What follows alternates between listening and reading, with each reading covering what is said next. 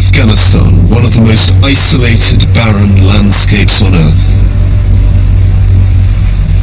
And for three of the greatest powers the world has ever seen, an unlikely target, an enduring obsession, and an unwinnable war.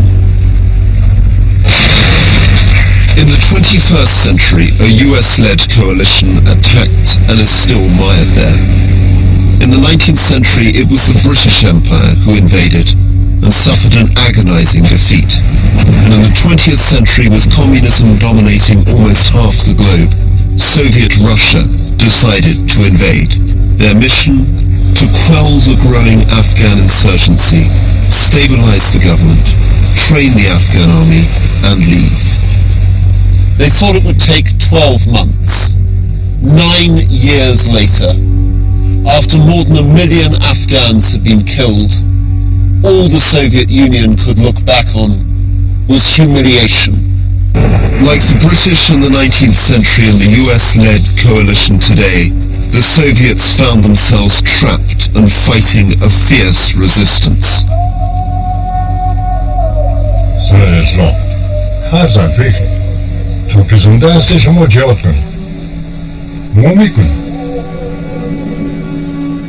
If you were going to pass a message to the American and British troops today, what would you say to them? Быстрее вернуться живыми, здоровыми домой. After the British experience in the 19th century, Afghanistan was dubbed the graveyard of empires.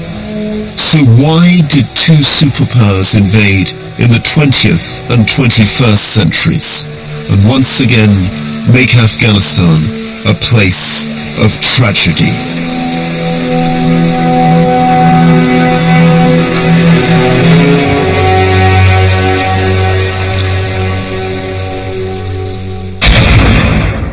For many in the West, Afghanistan is now synonymous with war, a land where soldiers go to die, a place which is believed to represent such an overwhelming threat to the security of the West that over 100,000 Western soldiers are currently stationed here in a war costing $130 billion a year.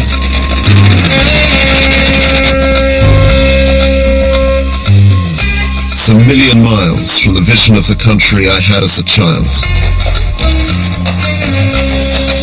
Because when Afghanistan first entered my consciousness, it was as a place of peace. This place, Istanak, was one of the great tourist traps on the hippie trail. My mother came here in the 1960s, my sister in the 1970s, and when I visit people often in suburban houses in England, I see the distinctive blue ceramics that they bought.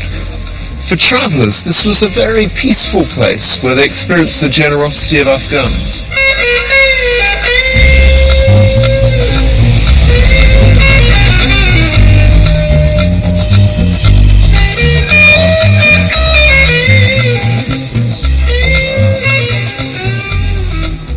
All the people who came on that overland trail as hippies were feeling that they were living in a beautiful bubble, a land that time forgot. Shangri-La, where you could go to have a relaxed time, smoke some drugs and buy some woolly jackets. But a peaceful Afghanistan wasn't just a hippie mirage. In Boston, I've come to meet an anthropologist and historian who spent a lot of time traveling in Afghanistan in the 1970s, Professor Tom Barfield.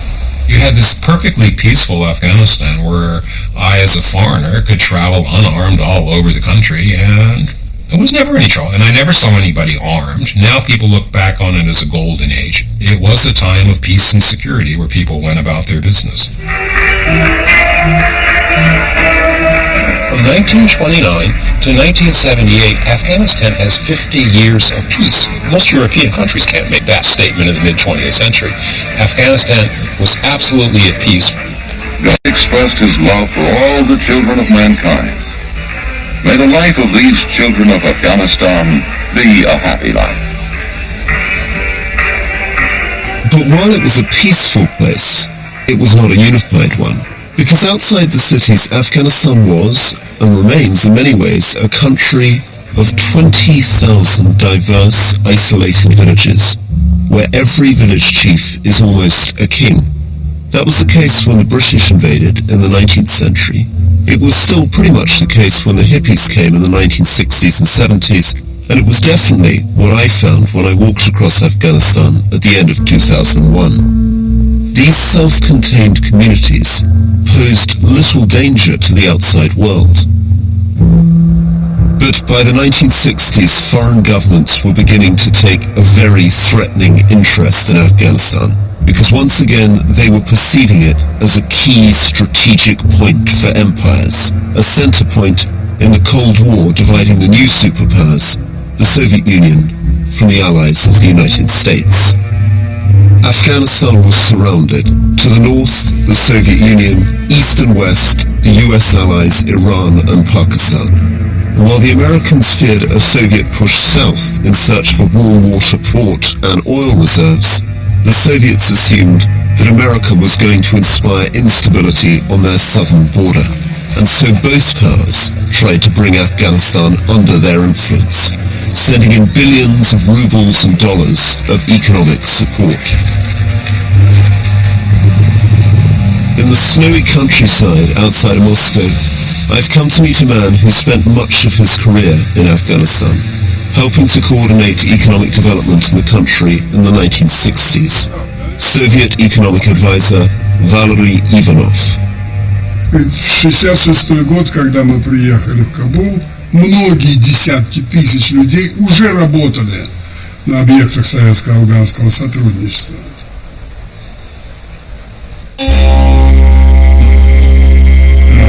И первым объектом, который, собственно говоря, это был Кабульский хлебокомбинат.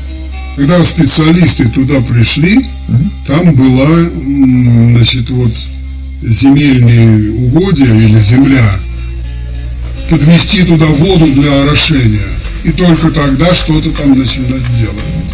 В итоге на этой площади было построено 2 государственные фермы. Это колоссальное хозяйство, потому что под каждый объект мы Афганистану предоставляли государственный кредит. Кредит на весьма льготных условиях, там под 2% годовых всего. With projects like this, Afghanistan became the 4th largest recipient of Soviet aid anywhere in the world. But at the same time, in the south of the country, the United States was also constructing dams and housing. 2 superpowers jockeying for influence in a far smaller country, as indeed they were doing again and again across the world, because the Cold War stretched from Berlin to Korea, Latin America to Indochina. Communism denies religion and debases the individual to a part of the vast machine that powers the state. Children are taken early and molded to fit the machine. Here is no search for truth.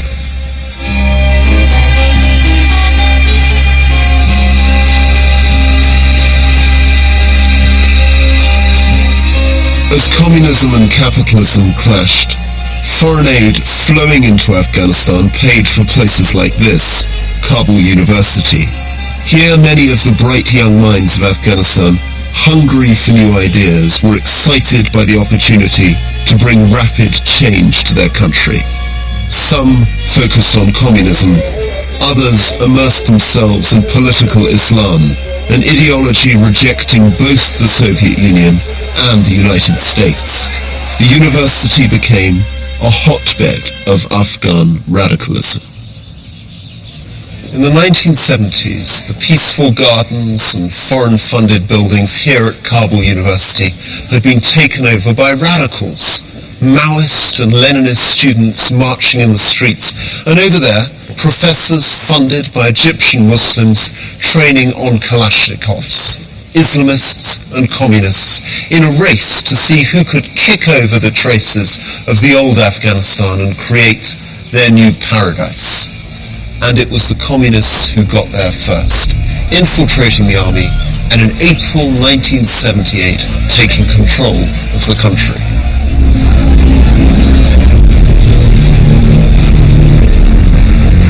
Communism was a foreign idea, but it was Afghans themselves and not foreigners who implemented it. They believed ideology would transform their country. And coming to power, the new communist president, Nur Mohammad Taraki, announced a manifesto of staggering ambition. Secular education, equality for women, and with wild optimism he predicted the mosques would be empty within a year. In Kabul, I've come to meet Hamidullah Tarzi, who was a minister in these first Afghan communist cabinets, and I wanted to talk to him about the wisdom and the speed of some of these extraordinary reforms. The women in those days were emancipated. They would be able to go to the television. They would go there. They could go out, and so there was a complete different change for the women in general. And education for women. Education and was, of course, it was very, very much pronounced. Education was given to them. Why did people resist them? Why was there a resistance? Because the people resist them because you see that in their big problem was that they were, not very religious. They didn't say prayer. They didn't, respect the Islamic, They went very hard and, roughshod over the mullahs, and they were very much against the mullahs, and things went down. When people tried to resist the revolution, the Afghan communists responded with terror, brutally driving through their reforms. And nothing symbolizes the horror of their rule more than this, the Pule Chaki prison.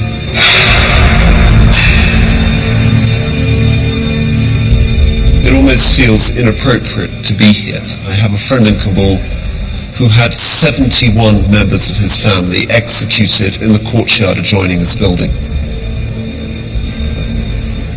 The few months after the Afghan communists took power, 12,000 Afghans had been arrested, put in Kabul prisons, and were then executed.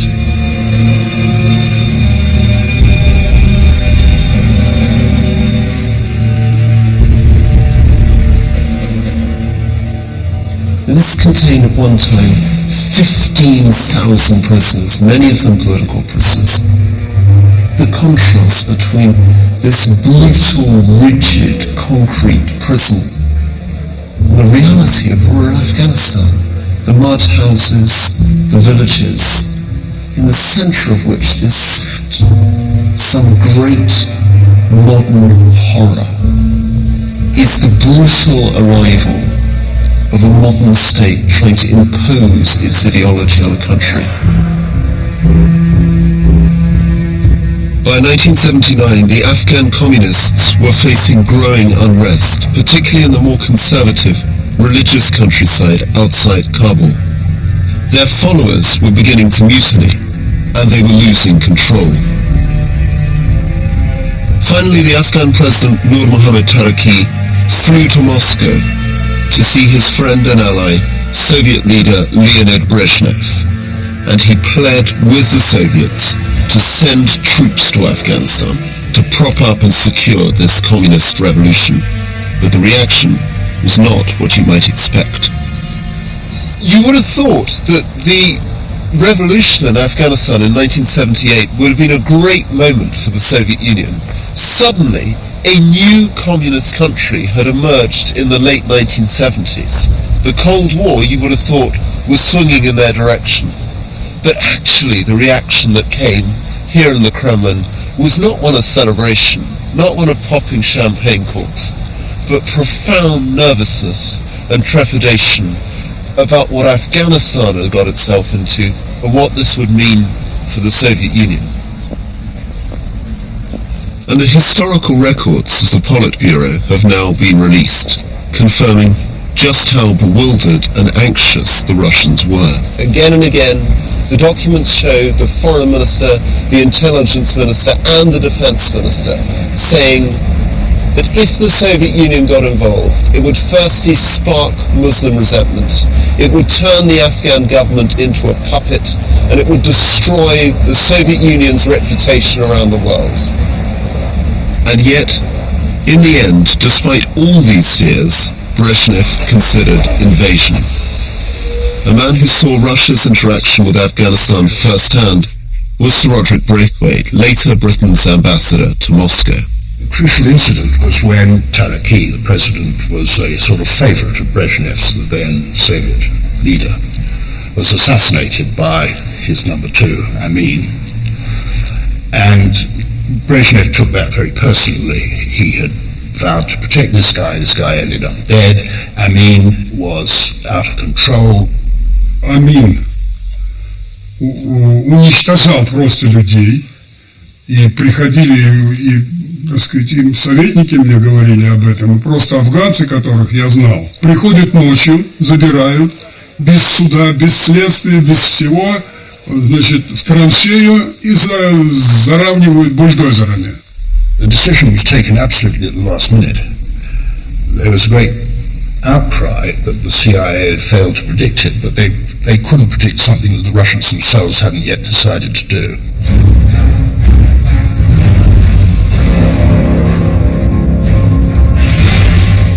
Christmas Eve 1979, Soviet special forces exploded into the Afghan presidential palace, up through the gardens, swarming in through the windows, shooting the president's bodyguard, and then the president himself. 80,000 Soviet troops followed, flowing across the borders, and the world looked on in horror.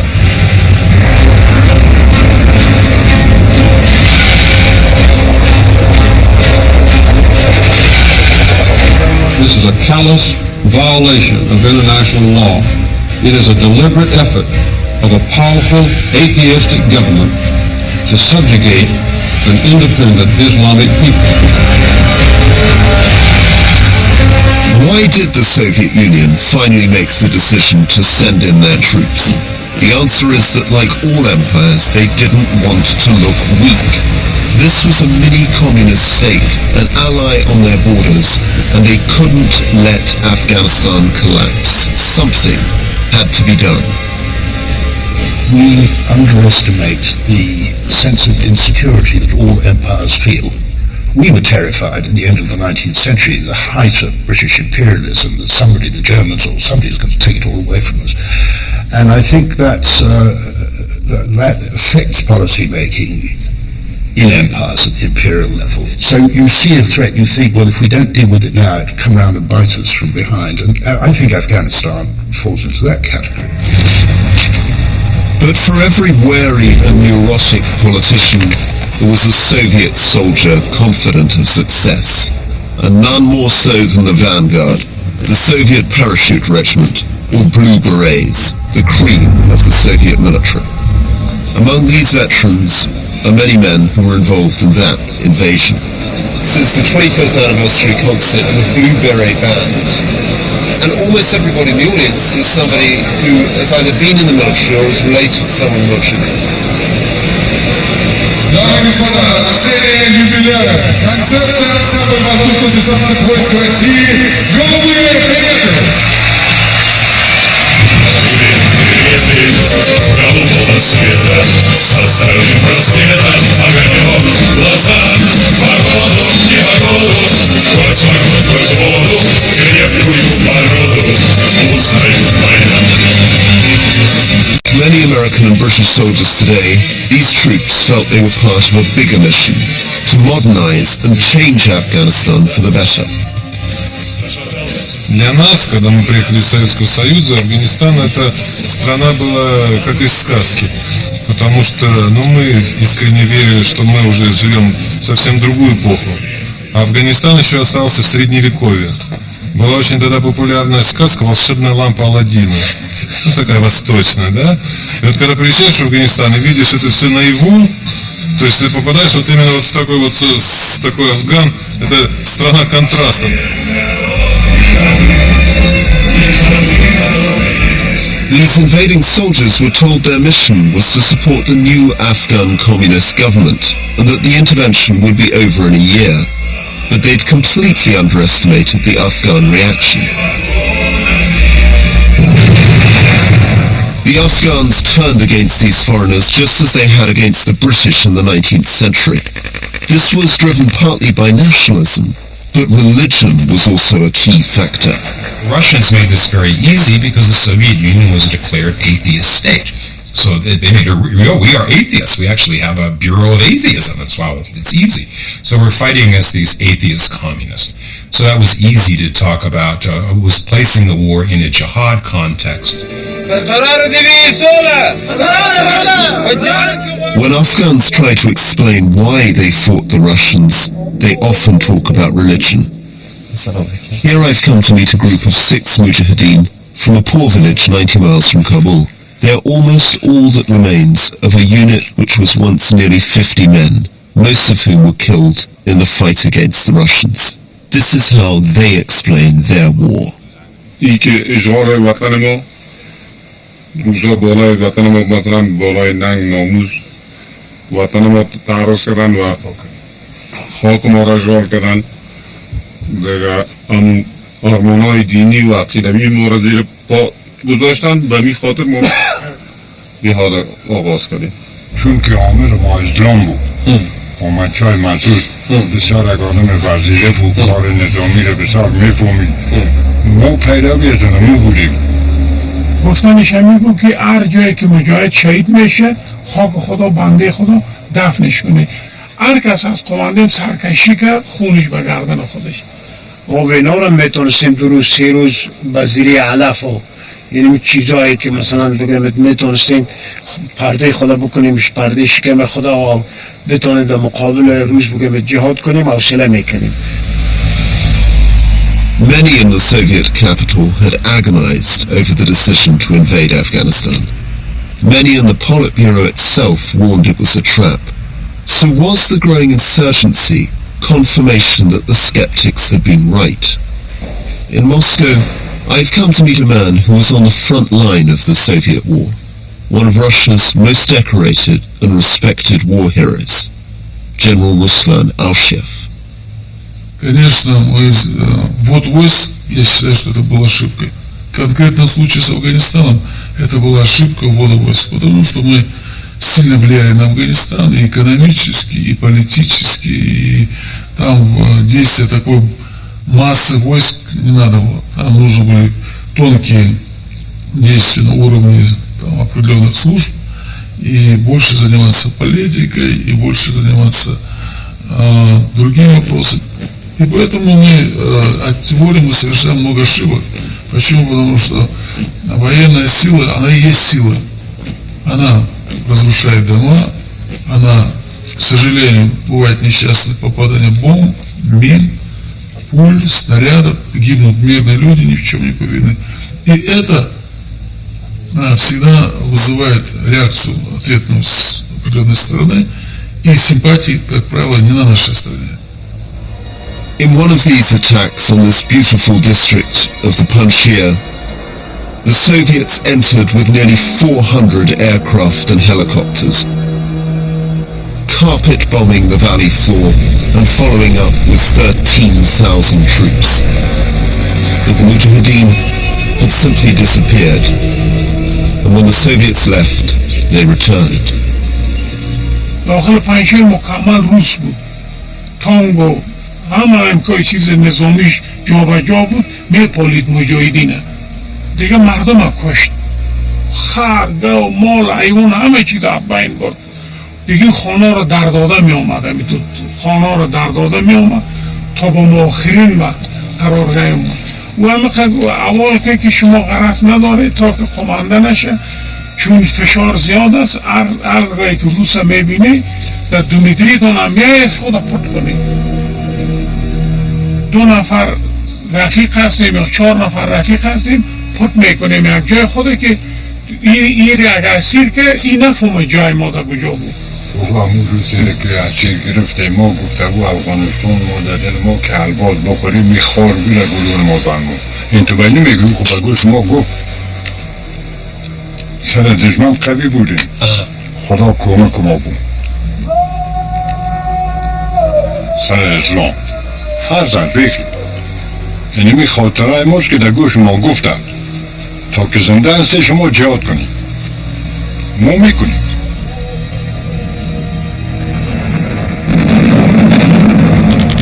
The resistance of the Mujahideen was about to become even more formidable, for they had a new ally, the unlikeliest friend, because the United States had spotted an opportunity to strike a blow to their enemy in the Cold War. Running the CIA in Asia at this time was Chuck Cogan.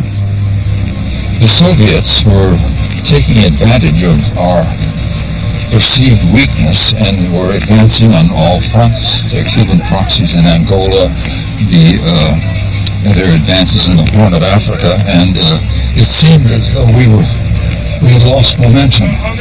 And then at the end of the 70s and 79, this opportunity arose in Afghanistan when the Pakistan Intelligence Service approached us and asked if we could help support the Mujahideen, the rebels who had risen up against the communist government.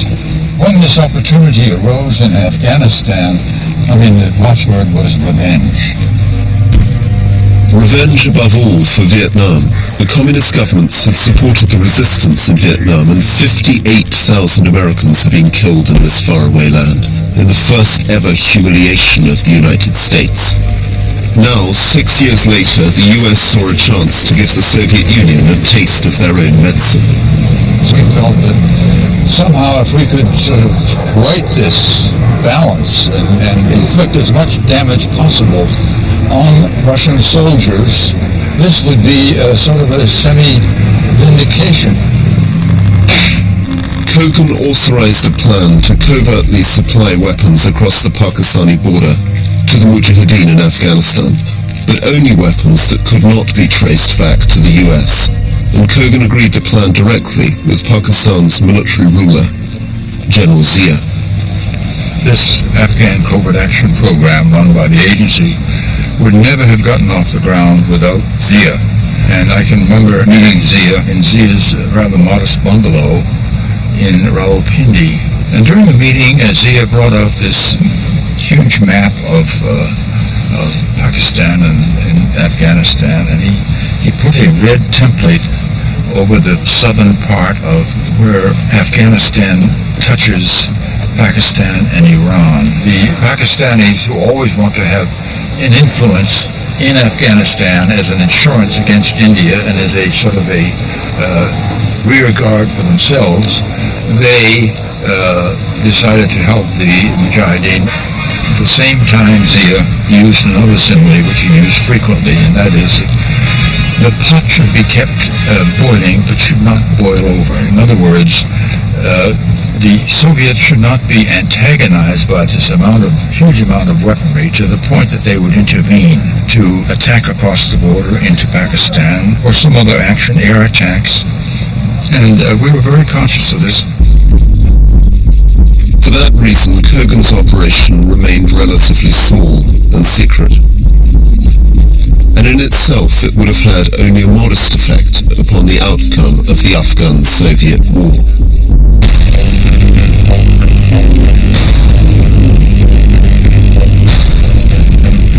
But at this point, the Islamist Afghans acquired the most unexpected anti-communist ally of all, the Christian, Texan, wealthy socialite Joanne Herring. There are very few champions like us here. That's right. That's right. The man we just met is one of the richest men in Houston, and he's wonderful. He does so much, and I'm working on him for Afghanistan. This is an evening which both shows Joanne Herring as part of the Texan elite with whom she raises money at gala dinners like this and through whom she influences policy. But it's also a reminder that she's a very unique individual. She is somebody who almost single-handedly created the entire American support for the Mujahideen during the Afghan War.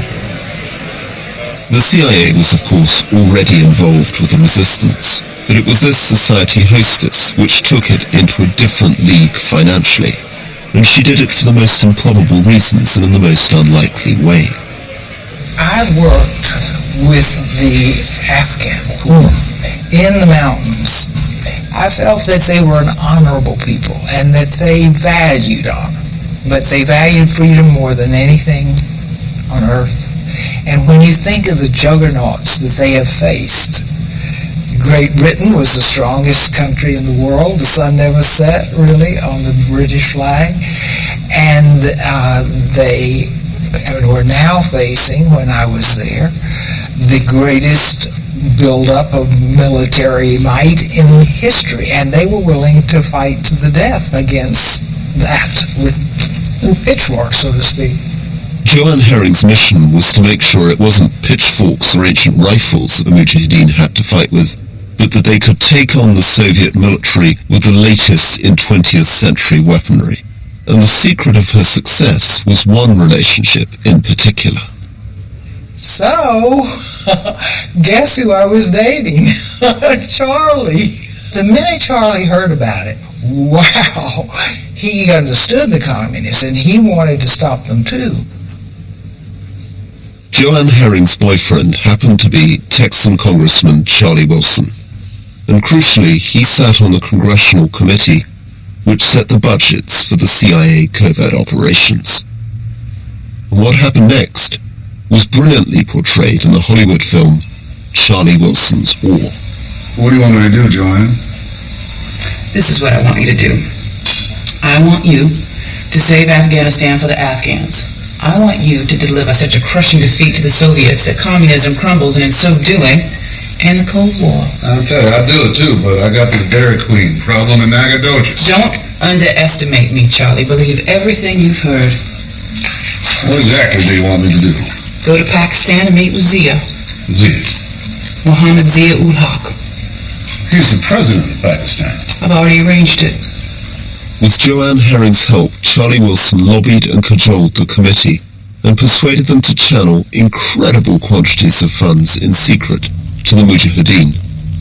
Total US funding for the resistance went from $5 million to $9 billion. It became the largest covert operation in US history. But Charlie Wilson never pretended to have a deep understanding of Afghanistan itself, let alone its problems. When I try to think about Charlie Wilson, I tend to come back to this building because this, the Lincoln Memorial with the Gettysburg Address on the wall, was Charlie Wilson's favorite place in D.C. When he talks about Afghanistan, he said that the war in Afghanistan was like Gettysburg. How could Charlie Wilson think that a bundle of mountains in the center of Afghanistan, 10,000 miles away, was like Gettysburg? Somehow, though, in his mind, he was a hero, he was Lincoln, and what was happening in Afghanistan seemed to him something that threatened the very survival of the United States.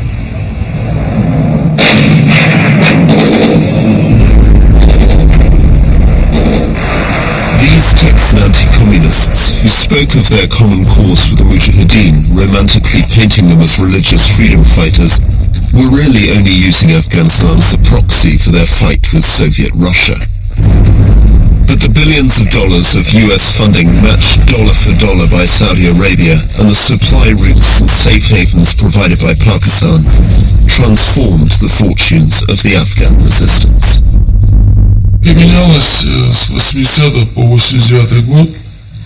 Она менялась по обстановке, по тому, как обеспечивались муджахеды оружием, снаряжением, боеприпасами. Если мы на первые боевые действия, наш батальон, который впоследствии командовал, оружие в основном было стрелковое, даже вплоть доходило до кремневых ружей. Редко все были автоматы, винтовки, потом начали появляться мины, потом появились противотанковые средства.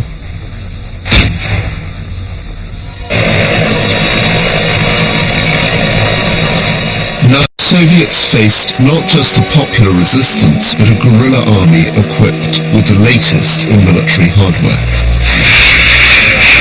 And when America started supplying Stinger and other anti-aircraft missiles to the Mujahideen, they started bringing down Soviet helicopters.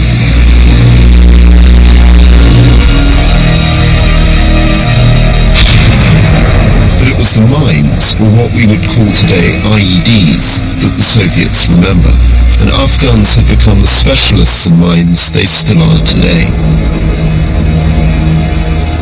General Muslim led the Afghan resistance in this part of the Panjshir Valley. گفتم به اینجا چندین سال جنگ شده، چند سالای 81 الی 86 87. فقط این کار ما این بود از طرف شب ما همیشه مین میشانیم، پخش میکردیم. همین چند کیلومتر مثلا از بازارک تا آستانه تنها یک راه است برای تنها یک راه است و این بسیار کمک میکنه در جنگ با کسایی که بخواهند یه جنگ کنن. و این کوه همیشه زیر پوش بود و موضوع ترسدمون این سنگ بود، سنگ سفید. دیدی؟ این سنگ سفید 600 متر میاد، زیاد نمیاد. درست صورت میگرفت، خودم ما میرسانیم در اینجا بسیار نزدیک سرک. The bulk of Soviet supplies came by roads like these, and the Mujahideen attacks began to kill thousands of Soviet soldiers and cut off their supply routes. The Russians began to call this conflict a war of mines. و همیشه ماین مثلا سویش در کوشی سرک می بود، در بین سرک میشانیم به خاطر تخریب زیادتر بود. بهترین موقعیت بسیار خوب بود برای کمین و علتش آمین بود، کم تلفات داشتیم. دشمن تلفات زیاد میدید، ما تلفات بسیار کم داشتیم و زیادتر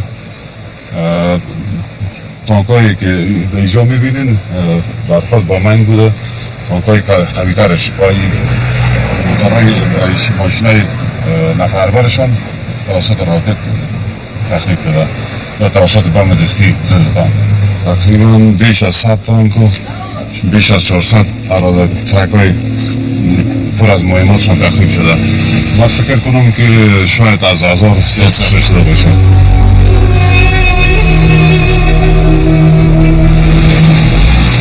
The Soviet army brought in helicopters, experimented with new tactics, took the most brutal revenge against villages, but they were never able to defeat the insurgents.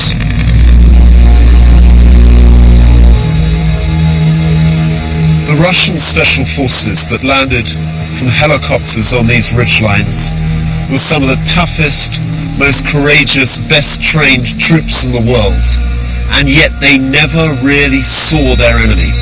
They were attacked with mines, people shot into their tents at night. They were suddenly ambushed with rockets, and when they wanted to put all their military training, all their courage, all their energy into action, they felt they were fighting an army of ghosts.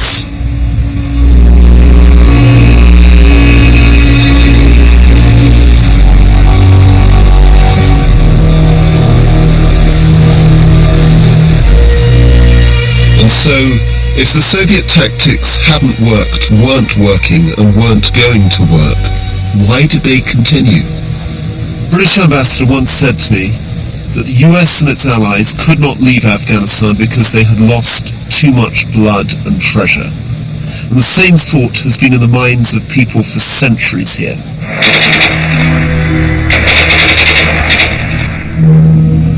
Because when empires begin to lose, begin to spend, begin to have soldiers killed, begin to make promises, begin to produce justifications, it becomes more and more difficult for them to leave.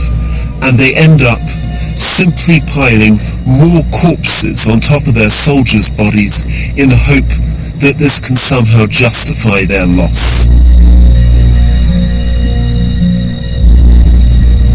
In very blunt terms, those soldiers are dead and gone, and they're never coming back. And you can never honor soldiers by piling more corpses on top of their head. But no general feels this, no politician can say this. And so the killing and the occupation continues far longer than it ever should.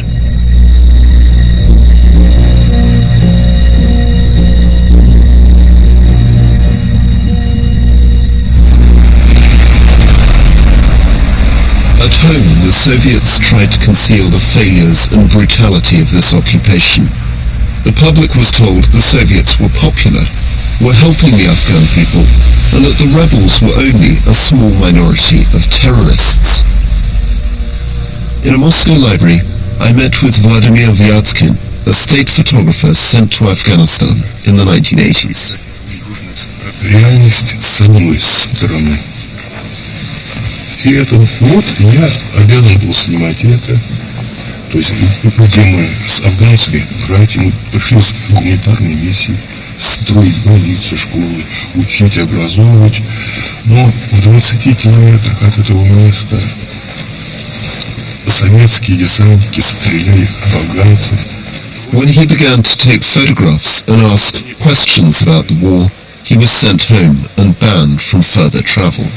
How much was he able to see of Kabul? Сколько вы могли видеть Кабул? Ну, можно снимать вот университет, больница, книжный магазин. Но за спиной шла война. Я когда прилетел, видел штабеля городов, просил часового и говорю, это что, оружие?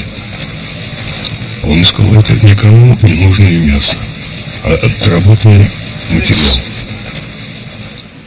As the Soviets tried to maintain the illusion that Afghanistan was a largely peaceful mission, dead bodies were returned to Russia, sealed in unopenable zinc coffins, and delivered to their families at night.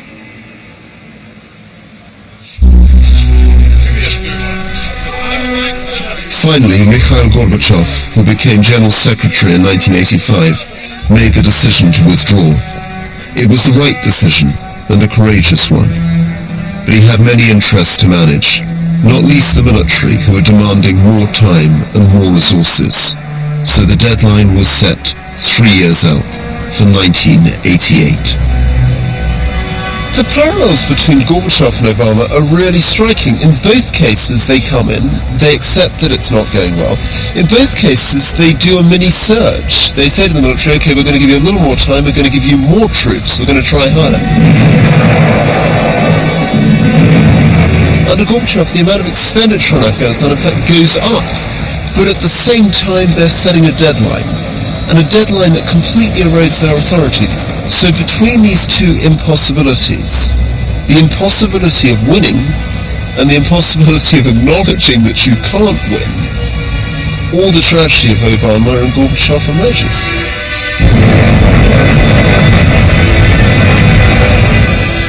Вы знаете историю. И мы ему плохо читали книги, и вы свой опыт забыли. Вот коалиционные силы, когда он там еще в те века были в Афганистане. Афганцы не любят, когда с оружием к нему приходят. Хоть с хорошими намерениями. Да и никто не любит в мире, чтобы к нему с оружием приходили и говорили, что вот так надо жить. Такое ощущение, что прямо по нашим стопам идут. Мы тоже заходили, у нас не было проблем. Мы любую задачу выполняли. Только мы уходили, ровно через неделю, месяц приходили муджахеды, они все убегали опять. У нас сил не хватало, нам надо было еще ввести войска. Если сегодня коалиция решит там ввести еще 500 000 или 1 000 000, ну сколько вы там будете держать, сколько это будет держаться, либо какую-то копейку обойдется, это пусть уже политики считают. Но я думаю, что это нереально. If you were going to pass a message to the American and British troops today, what would you say to them? Быстрее вернуться живыми, здоровыми домой.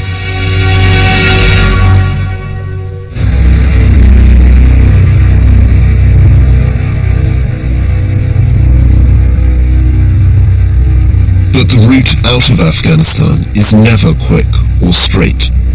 Although it was now clear that Russia was withdrawing, it would still be years before the final soldier left. And whilst the bloodletting continued, no one really believed in the project anymore.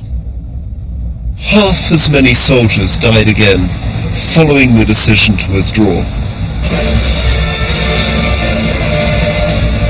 By the time they leave, there's nobody there to greet them. Nobody from the Department of Defense, nobody from the Politburo, nobody from the party. They've sacrificed 25,000 lives for the ideal of the Soviet Union, and not a single person pays them the courtesy of meeting them at the border.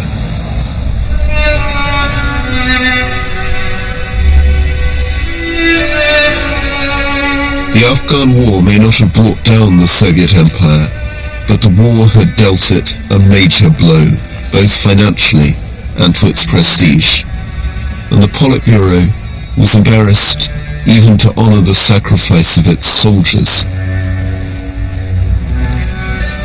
This is the great monument to the Soviet soldiers of the Second World War. For generations now, Soviet soldiers have come to this flame to remember their sacrifice and their victory. But the Afghansti, the Soviet soldiers from Afghanistan, returned to a different world. They came from an almost shameful, secret war, and 1 million who returned, many of them psychologically damaged, returned to a Soviet Union that was itself collapsing.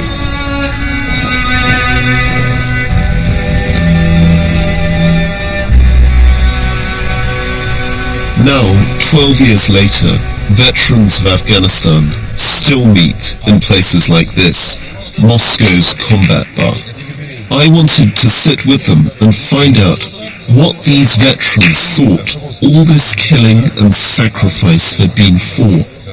Воин-интернационалист, воин Коминтерна, пролетарии всех стран, соединяйтесь.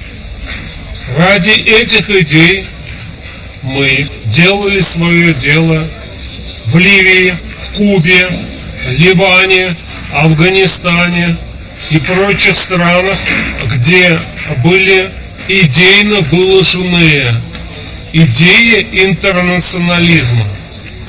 Я предполагал, что мы должны войти были в эту страну под названием Афганистан, для того, чтобы принести туда эту идею мирового интернационализма.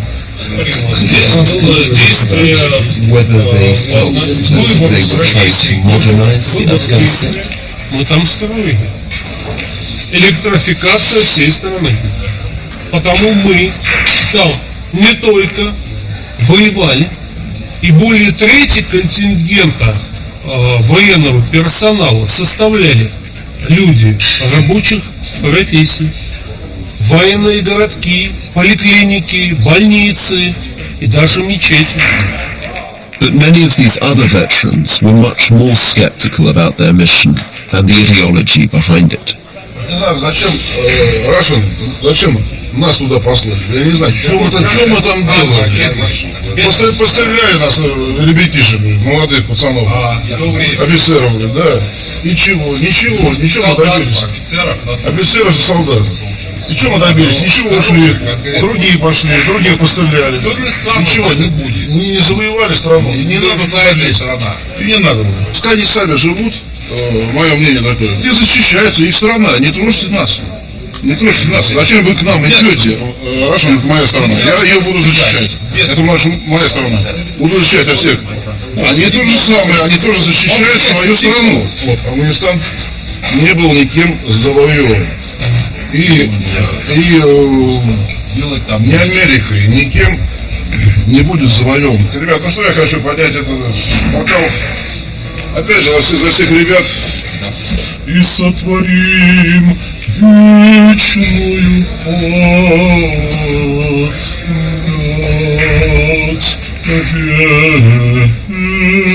вечная память. А вот вчера. Много ребят потеряли. Вот. Ну, традиции сохранили. Вот третий тост.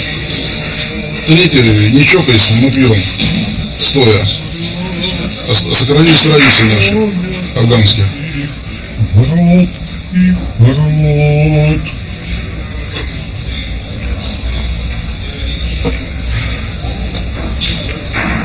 But elsewhere, others were celebrating. The US felt it had won a war without losing a single American soldier. For it was Afghans who had fought on their behalf. Hundreds of thousands had died, and Afghanistan had been left with a shattered economy and government. Would the US take responsibility for Afghanistan in the future? The man who ran the CIA's covert action in the latter part of the war now lives in rural Vermont. He's never spoken publicly about Afghanistan before, and I wanted to ask Tom Twetton about the American post-war plan.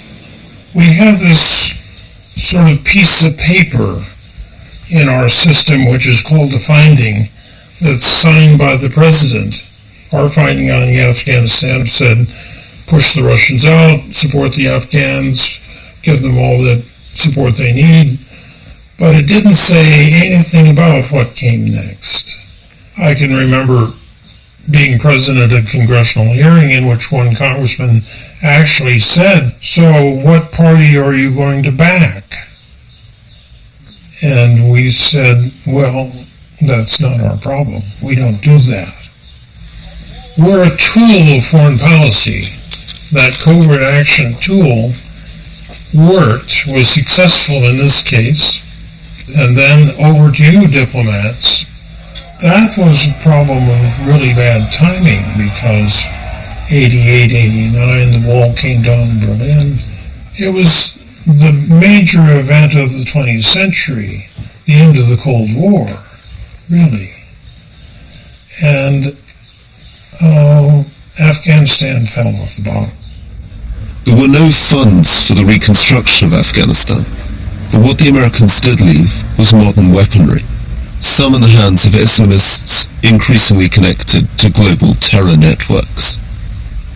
There was one goal that trumped all others: help the Afghans defend their soil, kill the Russians. Who was there to do it? They were all Islamists. And we didn't spend much time thinking about, what degree of Islamist is it that we can't tolerate? Weapons CIA had avoided the trap of outright occupation, but they had worked within a dangerously narrow and limited vision, funding brutal warlords, men linked to terrorists who would eventually kill thousands across the world. But the first to reap the consequences were not the Americans, but the Afghans themselves. 10 years of Soviet occupation had left Kabul largely intact.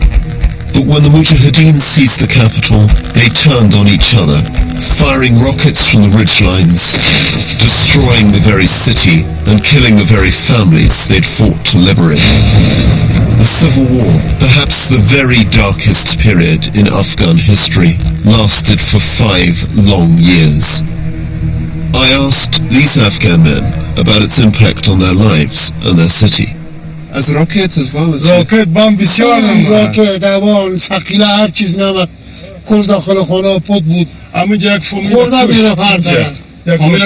یک فامیل کش راکت و این هر روز راکت هر روز جنگ بود دو بایسکلدار ترکای میرفت از دان عوزه 2 بایسکلدار هم یک راکت آمد نباین اردوش خورد این قنقشون کرده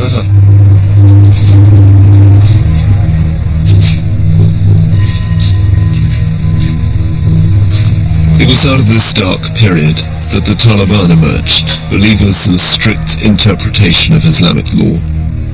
Many were the orphan children of the Soviet war, taught in fundamentalist schools. They captured 90% of the country in just 2.5 years. They're infamous today for their brutality, but many Afghans were at first grateful that the Taliban had won, because they ended the rule of the warlords, the gangster militias, and the civil war. اینمی دوکانا کلش چور شده این دوکانا را کلش چور کردن بردن مولایشن باز در وقت حکومت طالبایی گپا نبود کس دوزی نمیکرد دوزی میکرد دستش قطع میکرد دستیم بندش میکرد کس را کس میکش جسی که در بازی سیدیم اونجا میبرد میکششن نفر رو میداد میگه سرش برد قتل کرده حکومت طالبا بسیار خوب حکومت بود امنیت بود جنگ و جدال نبود کیسه بری و دوزی نبود یک نفر عسکر در یک نفر طالب دانه عوضه میشیست کل منطقه رو کنترل میکرد I'm afraid many people in the center of the old city of Kabul felt like that. After 3 years of seeing these great heroic leaders of the resistance against the Soviet Union turned into these monsters of depravity, corruption, power and killing, the Taliban seemed a relief.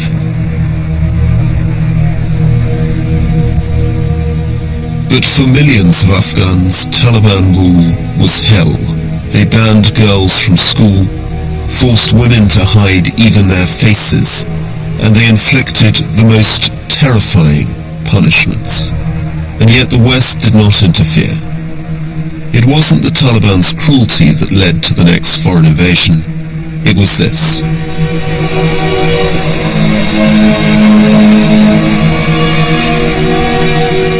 The mastermind of 9/11 first came to Afghanistan to fight for Islam against the Soviet Union.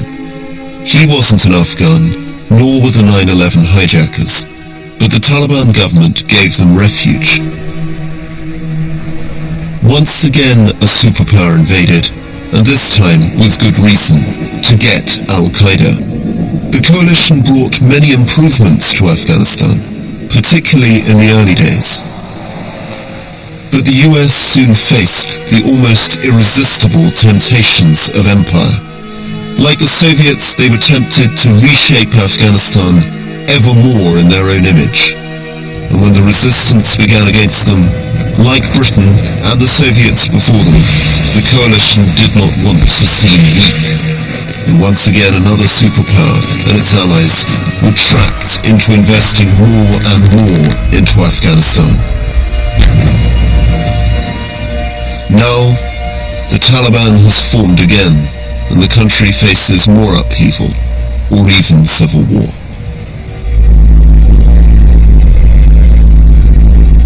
We're on our way to find Mullah Rockety. He's a Taliban commander who took the name Rockety because he used to fire a lot of rockets.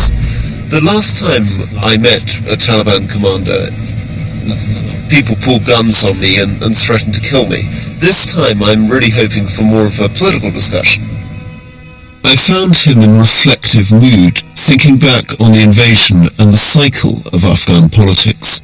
د طالبانو حکومت داسې سختدریز حکومت و سختدریز په دینی امورو کې سختدریز او بعضی شاید چې د افغانانو د امنیت یا د دغو شانو چې امنیت دلته ډیر و یا دلته د چا سر و مال د امنیت و دا بیا خوښول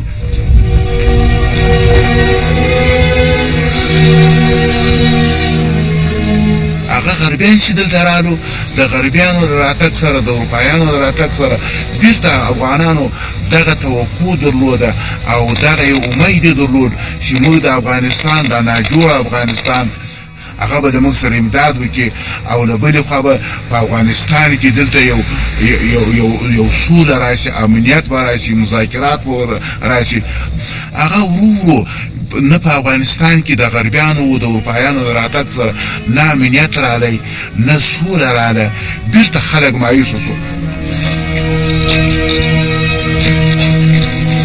بیا ورو دغه وشي مقصد خو د افغانستان په دا څو کلیزو کې داسې انقلابونه دي لکه لمر ساه راپورته کېږي بیا بیرته ماښام ولیږي چې یو انقلاب راپورته شي په شا شي بیا بل انقلاب رالی د کرزي حکومت رالی بیرته د طالبانو حکومت پسې راپورته نو دوی داسې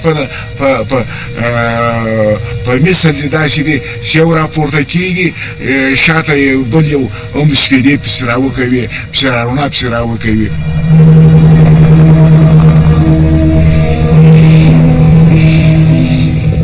Three mighty imperial powers, the British Empire, the Soviet Union, and the United States, all came here occupied and were trapped. For each, over the last 200 years it was easy to enter Afghanistan, but proved very difficult to get out.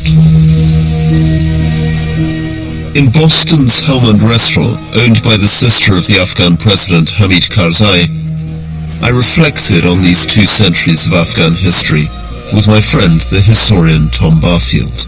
Foreigners always coming into Afghanistan think, we have just what the Afghans need, and are surprised that the people aren't buying it. And a little bit more knowledge would be there is nothing that has been tried militarily or civilian in Afghanistan that 2 empires before haven't already succeeded or failed at doing. A little knowledge of that would be like, been there, done that. Or, this road leads to a bad end.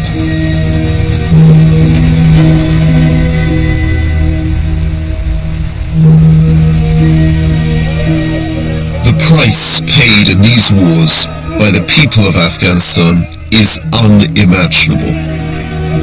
A self-contained country targeted repeatedly by imperial powers, left with its society shattered and over 1 million Afghan dead.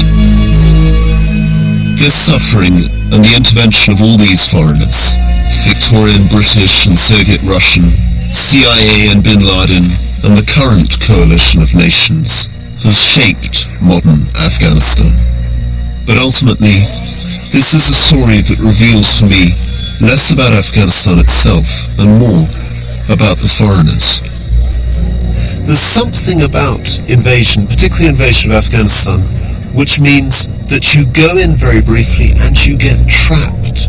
Because all these theories, your fear of Muslim terrorists, your fear of some other great superpower, your worries about your own pride trap you in that country. And from that point onwards, there's nothing that you feel you can do other than to dig ever and more futilely deeper.